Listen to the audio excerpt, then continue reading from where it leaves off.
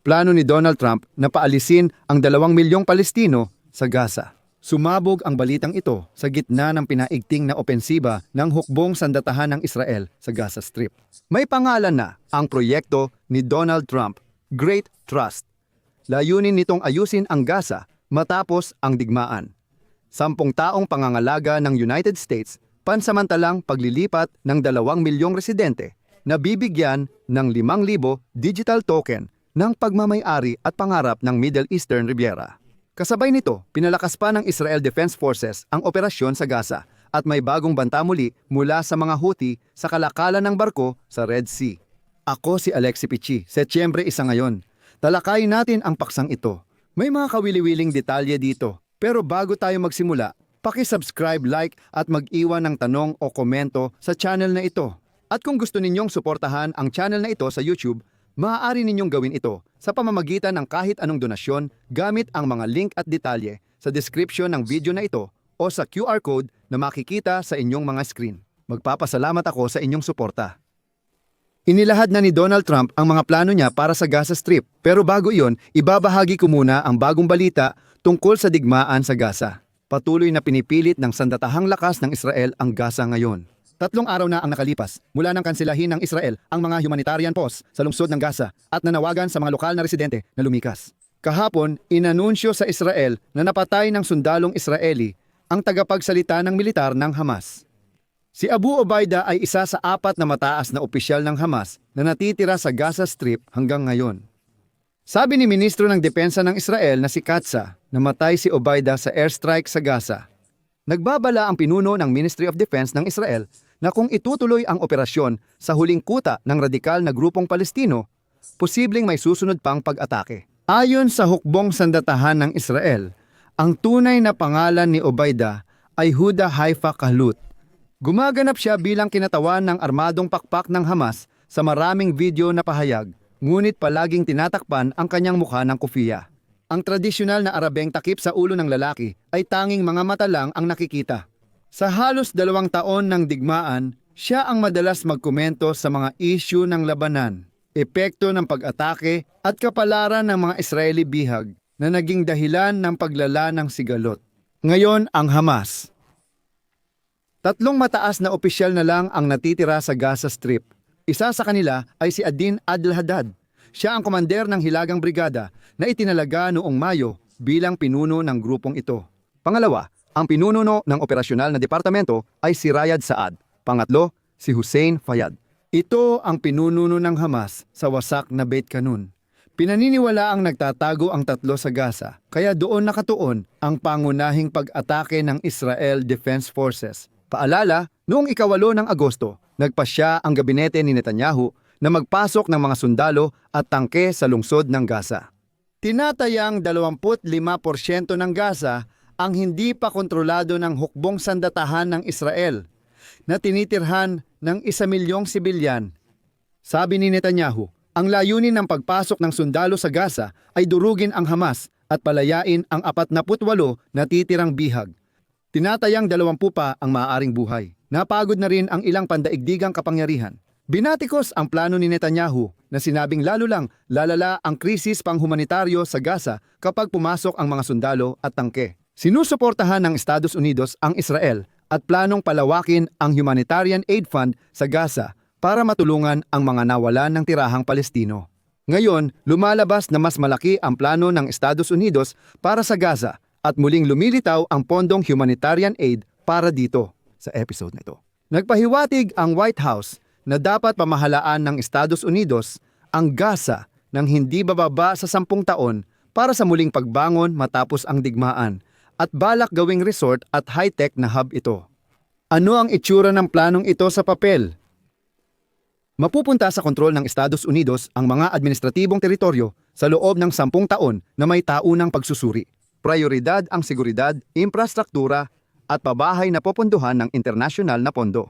Hindi kukunin ang ari-arian ng mga Palestino, kundi pamamahalaan gamit ang mga token ayon sa aktwal na sitwasyon. Makakatanggap ng kompensasyon, garantiya ng pagbabalik at tulong sa relokasyon ang mga residenteng pansamantalang lilipat. Layunin nitong gawing kompetitibong rehiyon sa turismo at mataas na teknolohiya ang sektor. Kung magiging mas tiyak, ipinakita ng puting bahay sa mga mamamahayag ang isang 38 pahinang plano na sa katunayan ay naglalayong ilipat ang buong 2 milyong populasyon ng sektor ng Gaza. Maaaring sa pamamagitan ng voluntaryong pag-alis o pag-alis papunta sa ibang bansa o kaya naman ay pansamantalang pananatili ng mga tao sa mga ligtas na lugar sa loob ng nasabing rehiyon habang isinasagawa ang rehabilitasyon. Sa kahit anong kaso, ang usapan dito ay tungkol sa pagpapaalis. Tungkol naman sa mga token, ipapaliwanag ko ito. Ang mga may-ari ng lupa ay bibigyan ng digital na token kapalit ng karapatang magsagawa ng rekonstruksyon. Maaaring gamitin ang asset na ito para punduhan ang pamumuhay sa ibang lugar o ipagpalit sa apartment. Sa isa sa Aix-to-Oit matatalinong lungsod sa Gaza na dinisenyo at inorganisa gamit ang artificial intelligence.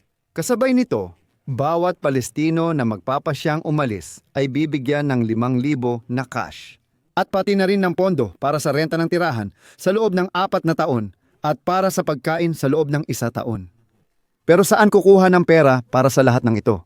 Ayon sa Washington Post, may trust fund na tinatawag na rekonstruksyon, ekonomikong pagpapabilis at transformasyon ng Gaza Sector o Great Trust na mamamahala sa muling pagtatayo ng Gaza Sector ayon sa planong ito. Ito ay nilikha rin ng ilan sa parehong mga tao na naglunsad ng kontrobersyal na pondo para sa makataong tulong sa Gaza Sector na inorganisa ng Israel at Estados Unidos para sa pamamahagi ng makataong tulong sa rehiyon. Ibig sabihin, konektado ang mga inisyatibang ito. Ayon sa 2 source ng Washington Post, ang plano para sa muling pagbangon ng Gaza Sector ay sumasalamin sa pananaw ni Donald Trump dito bilang isang ribyera ng gitnang silangan. Inaasahan na ang plano ay popondohan mula sa pampubliko at pribadong pondo. Maganda sa pandinig pero direktang tumatama ang legal na realidad. Malakihan kahit pansamantalang relokasyon kapalit ng pera at lalo na sa gitna ng sariwang trauma. Para sa marami, ito ay euphemismo ng sapilitang pagpapalipat lugar. Ginawa nitong high-risk insurance zone ang pulang dagat at nagdulot ng sunod-sunod na eskalasyon sa gitnang silangan. Bakit ganoon? Sa ganitong sitwasyon, lalong pinapalala ng mga Houthi at sinabing anumang pagtatangkang ipataw ang dayuhang kapangyarihan ay sasalubungin sa hindi inaasahang lugar, sa tubig at himpapawid. Bawat ganitong pangako, agad itong ramdam sa insurance at freight markets, tumataas ang premium, nag-iiba ang ruta ng barko at nadidelay ang kargamento. Para sa Ukraine, sa totoo lang, hindi rin ito abstrakto. Habang tumataas ang gastos sa lohistika at langis, lumalaki ang kita ng mga autokrasya, maliban kung may price cap at paghuli sa shadow fleet. Sa Europa, pinababa nila ang price cap, tinatarget ang mga madidilim na tanker at hindi pinapapasok sa mga dock. At ang pagpili, ang konklusyon, pasensya na, para sa Ukraine at mga kaalyado ay ganito kung titingnan natin mula sa pananaw na ito. Kahit anong bagong bagyo sa pulang dagat ay nangangahulugan ng pagtaas ng presyo ng langis at freight. Ibig sabihin, para hindi magamit ng erefiya ang alon na ito para sa digmaan at tagumpay nila. Dapat panatilihin dito ang mahigpit na mga patakaran, price cap, insurance, at pagpigil sa paghahalo ng langis at pagbebenta ng langis ng Russia sa ibang tatak. Ang mga daungan at pantalan ay nasa ilalim ng kontrol. Sa ideal na sitwasyon, lahat ng ito ay sabay-sabay na isinasagawa sa magkabilang panig ng Atlantiko. Ito ang panukala ng Estados Unidos para sa Gaza. Kahit sa papel, delikado ang planong ito dahil palaging tukso ang pangmatagalang panganib. Para sa mga nabubuhay sa pagbebenta ng hilaw na materyales, nangunguna dito ang Rusya. Sa tingin ko, ito ang dahilan ng pag-atake ng Israel kay Hussein at paglipol sa kanilang mga pinuno. Dapat lutasin ang problema ng buo, kung hindi, magdudulot ito ng tuloy-tuloy na problema sa iba. Dito ko tinatapos ang sinabi ko. Isulat ninyo ang inyong opinyon at mga konklusyon sa mga komento sa ilalim ng episode na ito. Mag-subscribe sa channel, pindutin ang kampanilya at huwag kalimutang mag-like. Iyon lang po, ingatan ninyo ang inyong sarili. Paalam sa lahat.